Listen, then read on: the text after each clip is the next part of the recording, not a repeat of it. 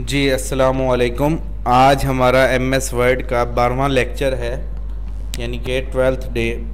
आज हम इसमें जस्टिफाई अलाइनमेंट के बारे में सीखेंगे कि जस्टिफाई करना हो टेक्स्ट को तो वो कैसे करते हैं। जैसा कि लास्ट लेक्चर में हमने लेफ़्ट अलाइनमेंट, राइट अलाइनमेंट और सेंटर अलाइनमेंट के बारे में सीखा था, आज हम इस लेक्चर में जस्टिफाई अलाइनमेंट के बारे में सीखेंगे। तो सबसे पहले एमएस वर्ड की उस फाइल को ओपन करें जहां पर आपने काम किया हो। तो ये मेरे एमएस वर्ड की फ़ाइल है।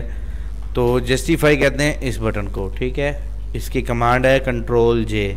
कमांड से करना चाहे तो कंट्रोल जे, माउस के ज़रिए करना चाहें तो ये बटन है।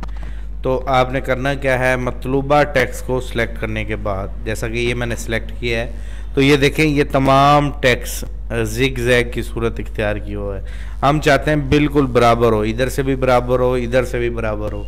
तो इस अमल को हम कहते हैं जस्टिफाई अलाइनमेंट। तो जैसे ही मैं इस जस्टिफाई अलाइनमेंट के बटन पे क्लिक करूँगा और जस्टिफाई कर दूंगा, नीचे वाले 3 बटनों को यूज़ नहीं करना, सिर्फ जस्टिफाई पे यूज़ करना है। जस्टिफाई किया तो ये देखें तमाम चीज़ें बराबर हो गई। तो इस अमल को कहते हैं जस्टिफाई अलाइनमेंट। आपको एक अहम बात, एक अहम क्वेश्चन भी बताता चलूँ। जस्टिफाई अलाइनमेंट टेक्स्ट और पहरे की सूरत में काम करती है, ना कि सिंपल ऐसे काम करे, 1-2 लाइनों को नहीं करती। पूरे एक पहरे को, पूरे 5 से 4 लाइनों वाले पहरे को बराबर करती है। इस अमल को कहते हैं जस्टिफाई।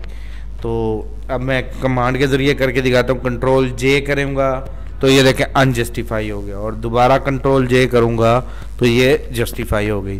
तो कीबोर्ड से कंट्रोल जे दबाएंगे और बटन से हम इस बटन पे क्लिक करेंगे, जस्टिफाई के बटन पे, तो ये हमारा पैरा जस्टिफाई अनजस्टिफाई हो गया। अब क्लिक किया तो ये जस्टिफाई हो गया। उम्मीद करता हूँ आपको ये अलाइनमेंट का आखिरी हिस्सा फुल जस्टिफाई करना आ गया होगा। जज़ाकल्लाह। मोहम्मद अली रज़ा फ्रॉम बहावलपुर।